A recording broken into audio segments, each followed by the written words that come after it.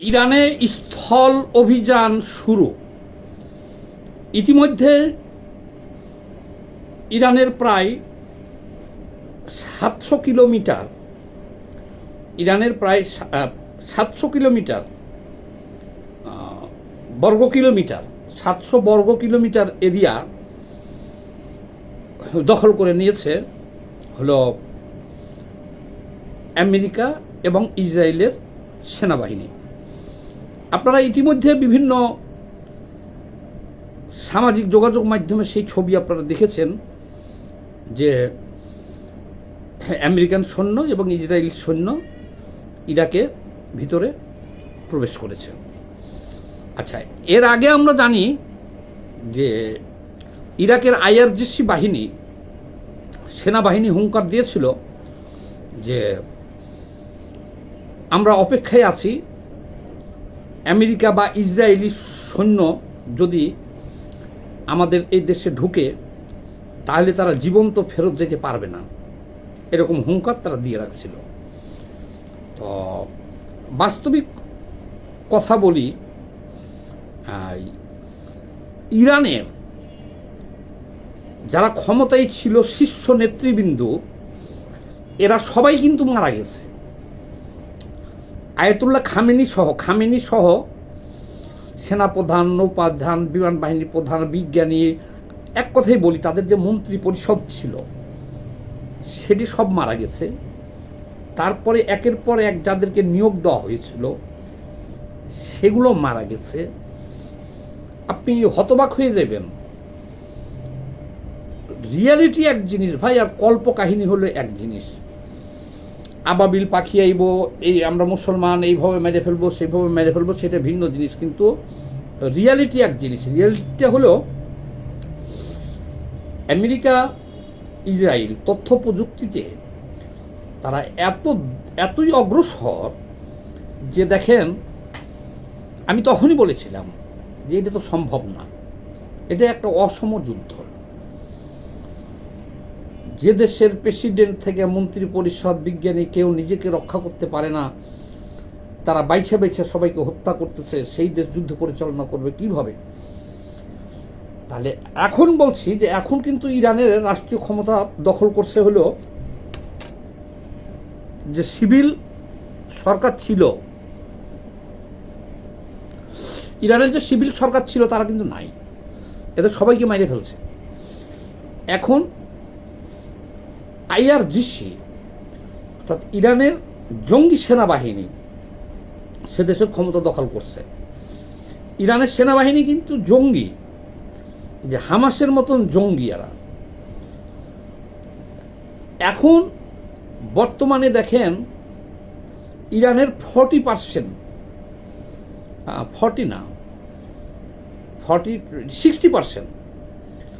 ইরানের গুরুত্বপূর্ণ ধ্বংস হয়ে গেছে। গুরুত্বপূর্ণ ব্রিজ, কালভার্ট, জেটি, তেল, বিদ্যুৎ সহ সমস্ত অবকাঠামোর 60% অলরেডি ধ্বংস হয়ে গেছে। আমরা দেখলাম ইরানে লক্ষ লক্ষ মানুষ তাঁবু টাঙ্গাইয়া, এই ছবি তো আপনারা দেখছেন, দেখেন নাই? বিস্তীর্ণ অঞ্চল জুড়ে সব তাঁবু টাঙ্গাইয়া আছে। তাঁবু টাঙ্গাইয়া আছে এরা কারা? তাঁবু টাঙ্গাইয়া আছে এরা হলো এই যে 1 মাসের উপরও হয়ে গেল, এই যে হাজার হাজার টন বোমা পড়তেছে, এই বোমাগুলো কি হইতেছে? বাড়িঘর সব ধ্বংসস্তূপে পরিণত হইতেছে না? শহর বন্দর সব ধ্বংসস্তূপে পরিণত হইতেছে না? সে দেশে তো সাংবাদিক নিষিদ্ধ, এই জন্য দেখাইতে পারতেছে না কেউ পুরোপুরি।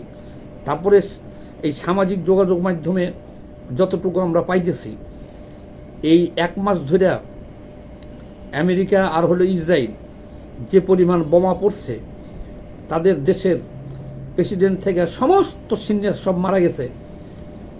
প্রায় 2 লক্ষ সৈন্য মারা গেছে তাদের, এগুলো এখন প্রকাশ হবে। 2 লক্ষের মতো সৈন্য মারা গেছে, 1.5 লক্ষের মতো সৈন্য পালিয়ে গেছে। তাহলে পালিয়ে যাইব না তো কী করবো? আমি এত খবরাখবরগুলো পাইতেছি, ইরানে আমার সাথে অ্যাড আছে, হোয়াটসঅ্যাপে অ্যাড আছে, আমার ভিডিও দেখে আগে থেকে ফোন দিত এইসব ছেলে পেলে দেখবেন ওখান থেকে ভিডিও করে করে ছাড়তেছে। ওই যে তাঁবুর ভিডিও, ওখানে কী ক্ষতি হচ্ছে, এই ভিডিওগুলো যদি আপনারা দেখতে পারতেন। তারা ইরানের পক্ষে, তারা যেহেতু ইরানেই থাকে, তারা অনেক দোয়া টোয়া করতেছে ইরানের জন্য, অনেক কান্দাকাটি করতেছে এবং এই ভিডিওগুলো করে করে ছাড়তেছে। ইরানের এখন আইআরজিসি সেনাবাহিনী, তাইলে এখন বলবেন যে প্রায় 1 মাস হয়ে গেল, 1 মাসের 5 দিন হয়ে গেল, তাহলে এখনও জিতলো না কেন? ভাই আর কিভাবে জিতবে বলেন, আর কিভাবে ইরান হারবে? ইরানের আকাশ সীমায় ইসরায়েল এবং আমেরিকার বিমান বাহিনী এখন রীতিমতো ঘুরে বেড়াইতেছে আকাশে, অর্থাৎ আকাশ প্রতিরক্ষা ব্যবস্থা টোটাল ভাঙা পড়ছে। ইরানের আকাশ প্রতিরক্ষা ব্যবস্থা নাই, নৌবাহিনী নাই, এটি ধ্বংস করে দিছে। কারণ আকাশে ইচ্ছা মতো তারা ঘুরে ঘুরে ঘুরে ঘুরে দেখে দেখে বোমা মারতেছে। তাহলে ইরানের সেনাবাহিনী পালাইব না, কী করবো, টিকবো কীভাবে বলেন? আর আমেরিকা এবং ইসরায়েলের যে সেনাবাহিনী স্থল অভিযানের জন্যে ইরানে ঢুকছে, তাদের উপরে তো ভাই বিমান পাহারা দিতেছে, তাদের নিরাপদে তাদেরকে নিয়ে আসতেছে। আপনি তাদের উপরে তো কোনো হামলা করতে পারবেন না, তাহলে তাদের জন্য স্থল অভিযানটা সহজ হয়ে গেল না? আর ইরানের জন্য কঠিন হয়ে গেল না? যেমন ইরানের সেনাবাহিনী যদি মুভ করে, তারা দেখে, তাহলে তারা উপর থেকে বিমান দেয়া বোমা মেরা এই অসহায় সেনাবাহিনীকে ধ্বংস করে দিচ্ছে, ধ্বংস করে দিবে। কিন্তু স্থল যুদ্ধের যে নিয়ম, স্থল বাহিনীকে প্রোটেক্ট দিতে বিমান বাহিনী লাগবে। যেমন ধরেন ইরানের সেনাবাহিনী বের হলো মুভ করতে, ট্যাঙ্ক কামান যা আছে মোটর শেল নিয়ে বের হলো, তাহলে বের হওয়ার পরে আমেরিকার বিমানে সেখানে এদের মাথার উপরে বোমবিং করলো, তাইলে এরা বাঁচবে কীভাবে? এরা শেষ হয়ে গেল না? শেষ হয়ে গেল। কিন্তু আমেরিকান যে সৈন্য ঢুকছে ওখানে, আপনি এদেরকে মারবেন কিভাবে?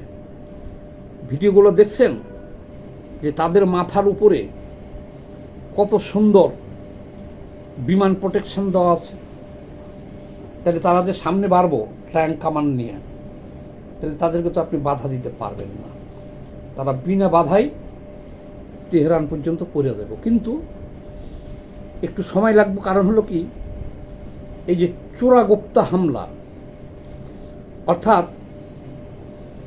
ইরানের আইআরজিসি বাহিনী যেটা, এরা হলো জঙ্গি বাহিনী, এরা হলো জঙ্গি মতাদর্শের আর কি। জঙ্গি বুঝেন? এরা হলো আত্মঘাতী। দেখেন ইরানের 60% অবকাঠামো ধ্বংস হয়ে গেছে, ইরানের শীর্ষ নেতৃবৃন্দ সব মরে গেছে, ইরানের বিমান বাহিনী নৌবাহিনী ধ্বংস হয়ে গেছে। কিন্তু এই যে আইআরজিসি সেনাবাহিনী, এদের প্রায় 8-10 লক্ষ, আরও একটু কম, 2 লক্ষ মারা গেছে, 1.5 লক্ষ পড়ে গেছে, পালাই গেছে, এখনো 5-6 লক্ষ সেনাবাহিনী আছে সেখানে স্টিল। তো ইয়াতে দেখছেন না, গাজাতে, ফিলিস্তিনে যে অভিযান চালাইছিল ইসরায়েল, পুরা প্রথমে হামাস হঠাৎ করে আবাবিল পাখির মতো হামলা করে 1000 খানেক ইহুদিকে হত্যা করছিল, আর কিছু ইহুদিকে ধরে এনে কয়েকশো ইহুদিকে জিম্মি করছিল। তো এর প্রতিক্রিয়ায় 1 বছর পর্যন্ত গাজায় হামলা চালাইছে ইসরায়েল, এই ইসরায়েল 1 বছর পর্যন্ত হামলা চালাইয়া এখন গাজায় কিচ্ছু নাই, সব ধ্বংস করে ফেলছে। বাড়িঘর বলতে কিছু নাই গাজায়, 1 বছর পর্যন্ত বোমা মেরে সব বিল্ডিং হাসপাতাল, বাড়ি ঘর, স্কুল কলেজ যা ছিল একদম শ্মশান করে দিয়ে মরুভূমি। কিন্তু ওই আর মারা গেছে লাখ লাখ শিশু, নারী, পুরুষ মানুষ গাজার মারা গেছে। কিন্তু দেখেন ওই হামাস কিন্তু আত্মসমর্পণ করে নেই। হামাস কি করছে? এই হামাস কিন্তু পালাই গেছে। হামাস কি করছে?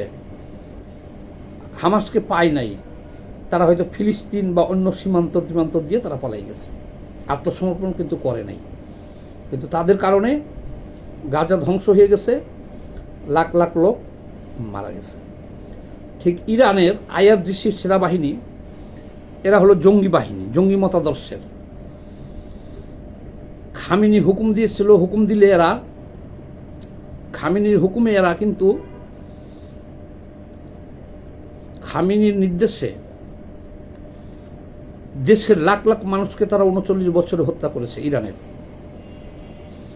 হিজাব ঠিকমতো পরা হয় নাই, এই অজুহাতে মাসা আমিনিকে হত্যা করছিল। এর প্রতিবাদে যারা আন্দোলন করছিল 10-15 হাজার জনকে গুলি করে হত্যা করেছে। এই যে এর মধ্যেও কালকে একটা ছেলেকে তারা ফাঁসি দিচ্ছে। তারপরে এই যে কিছুদিন আগে যে আন্দোলনটা হলো, 20-30 হাজার নিজ দেশের নাগরিকদের হত্যা করছে, মেরে ফেলছে।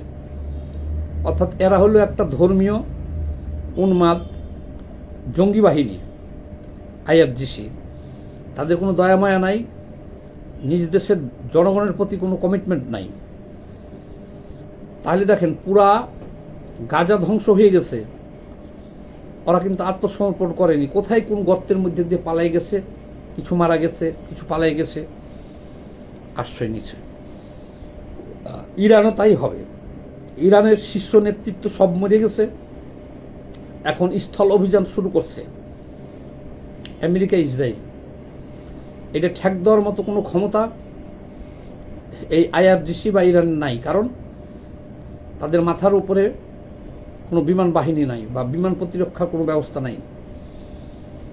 এই অভিযান চলবে, দেখবেন মাসখানেকের মধ্যে তেহরান সহ পুরা ইরান দখল করে নিবে আমেরিকা, ইসরায়েল। কিন্তু এই আইআরজিসি বাহিনীকে পাবে না, দেখবেন এদের বেশিরভাগ মারা যাবে, আর যারা বেঁচে থাকবে তারা সীমান্ত দিয়ে বিভিন্ন দেশে পালাইয়া যাবে।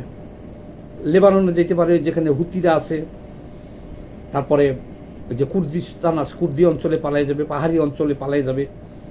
কিন্তু এরা আত্মসমর্পণ করবে না। হয়তো অর্ধেক মারা যাবে আর অর্ধেক পালাই যাবে, যেমন হামাসকে পায় নাই, গাজা একেবারে সমান করে দিছে।